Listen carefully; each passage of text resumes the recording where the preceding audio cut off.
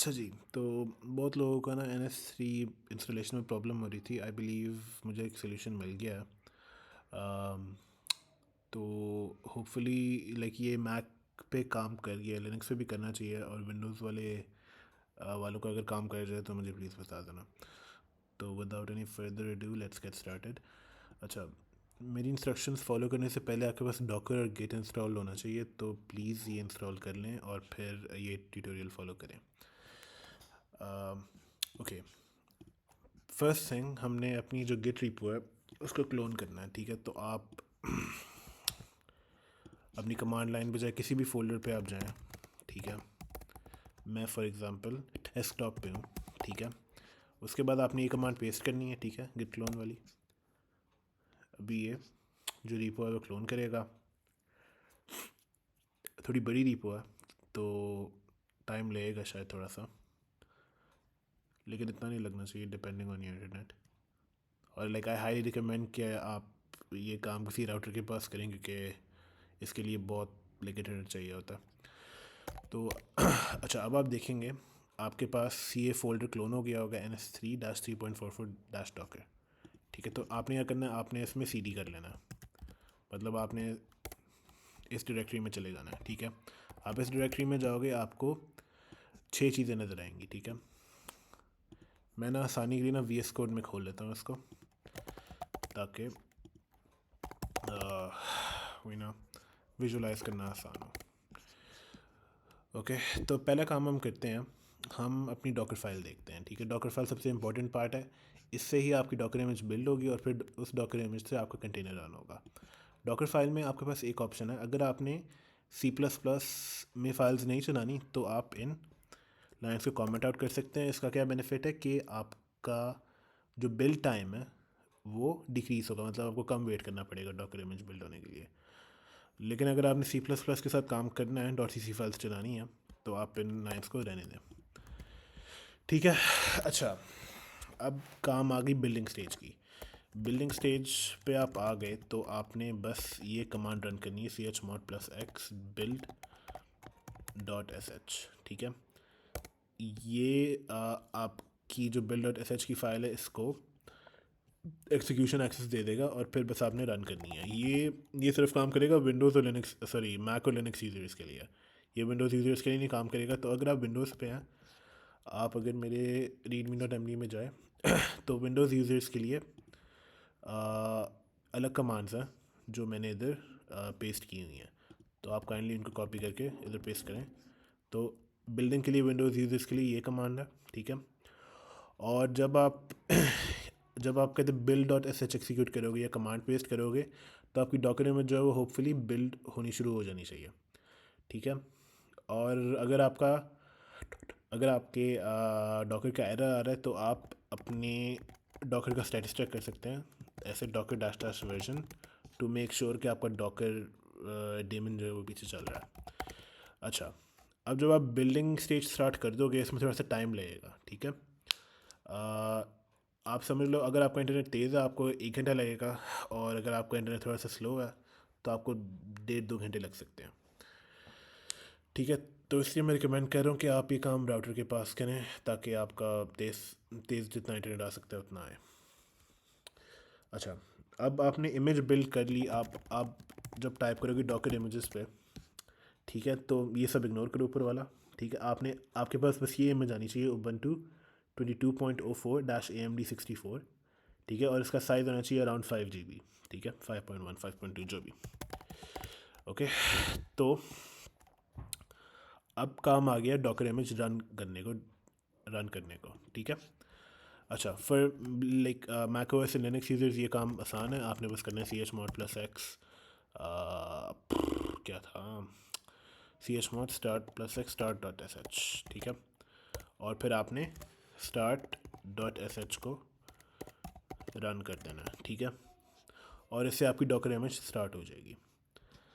और अगर आप विंडोज़ पे हो, विंडोज़ पे आपने ये कमांड रन करनी है। ना, आई एम नॉट श्योर कि ये काम करती है। अगर ये नहीं काम करेगी, जीपीटी से ठीक करा लेना। और कहते हैं ये पावर शेल पे नहीं, ये चलनी है लाइक CMD पे, जो बेसिकली कमांड प्रॉम्प्ट है आपकी, ठीक है। अगर ये ना चली लाइक अजीब से ठीक कराना है मुझे बता देना, I will try to help. लेकिन लाइक विंडोज़ के लिए होपफुली यही कमांड होगी। अच्छा, क्योंकि अब मैं लाइक क्योंकि विंडोज़ पे नहीं हूँ, मैं सिंपली ये start.sh एक्सिक्यूट करूँगा। एक मिनट।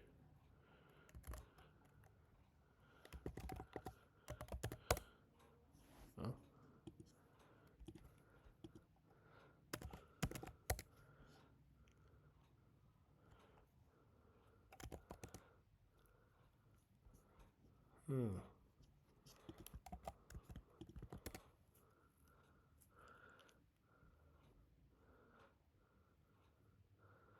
करंट प्लेटफॉर्म है।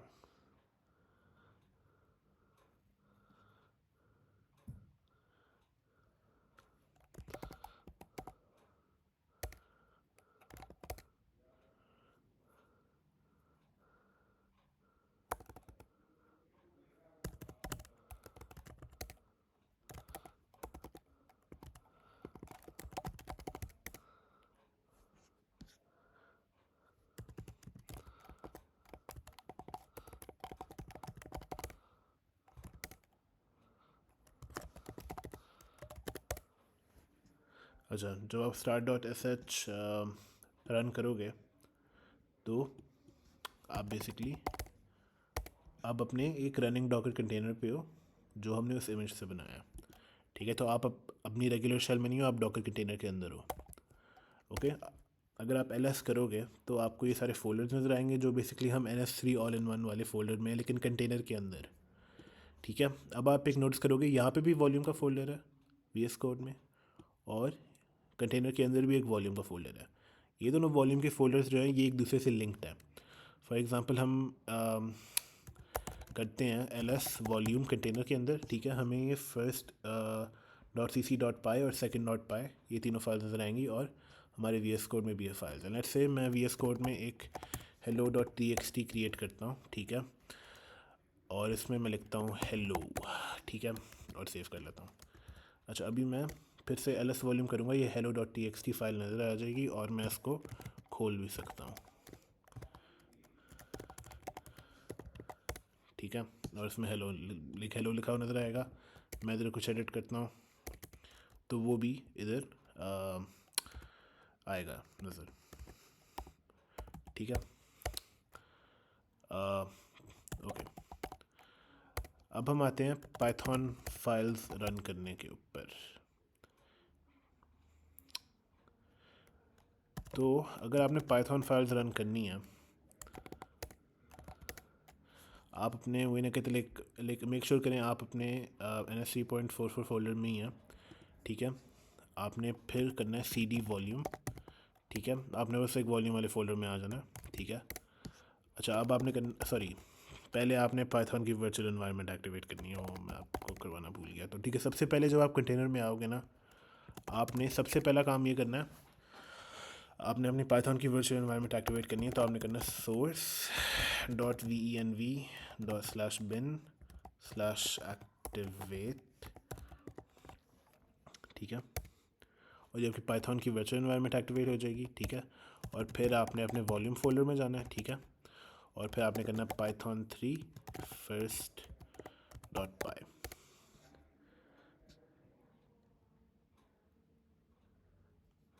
ये थोड़ा सा टाइम लगेगा, थोड़े से कहते हैं ये छोटे छोटे एरर देगा, इनको इग्नोर करना है आपने। और ये आपकी सिमुलेशन रन हो जाएगी। सिमुलेशन जो है कहती है pcap फाइल्स जनरेट करेगी जो आप वायरशार्क में खोल के एनालाइज कर सकते हो, ठीक है। ये वायरशार्क में आप एनालाइज कर सकते हो। अच्छा, अब बात आ गई .cc फाइल्स रन करने की, ठीक है। अगर हम पिछली डायरेक्टरी में जाएं, ठीक है, हमने क्या करना है, क्योंकि .cc फाइल्स एक स्पेशल फोल्डर में चलती हैं NS3 के अंदर, हमने हमने जो हमारी .cc फाइल्स है हमने उसको इस वॉल्यूम फोल्डर से एक स्क्रैच नाम का फोल्डर है उसमें कॉपी करना है। तो हम करेंगे cp volume copy volume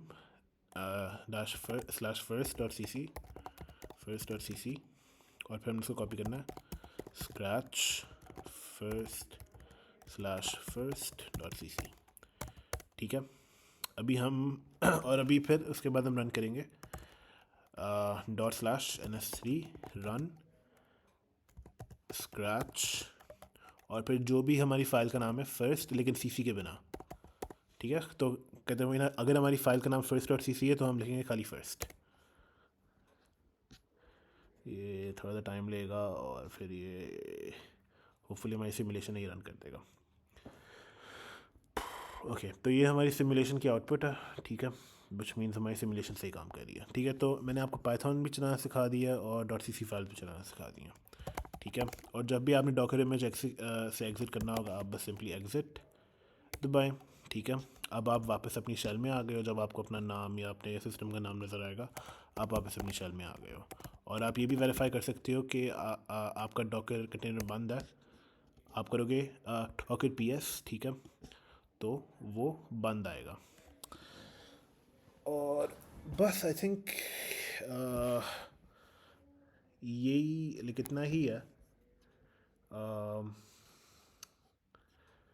I think